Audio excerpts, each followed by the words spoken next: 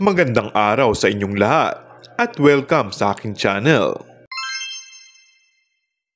Paolo Avellino, may hinahanda para kay Kim Chiu. Mukhang anytime soon ay manggugulat na ang kapamilya aktor na si Paolo sa kanyang rumored girlfriend na si Kim Chiu. Para kasing umiiwas na ang aktor kapag natatanong ng members ng entertainment media tungkol sa plano nila ni Kim. Feeling ng marami, may balak siyang umamin kaya't hanggat maaari ay ayaw niyang pag-usapan in public ang tungkol sa kanila ni Kim. Para nga naman may element of surprise na rin.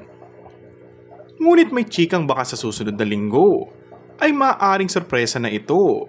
Pero dahil marami pa raw commitments nila ngayon ay baka madelay pa. Say naman ng kapamilya at TV host, hindi po kasi ako makasagot ng tanong na yan.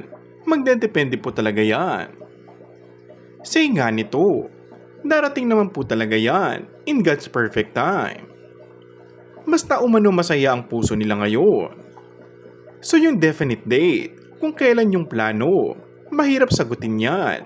Kasi kailangan. I mean, internal muna nangyayari yan.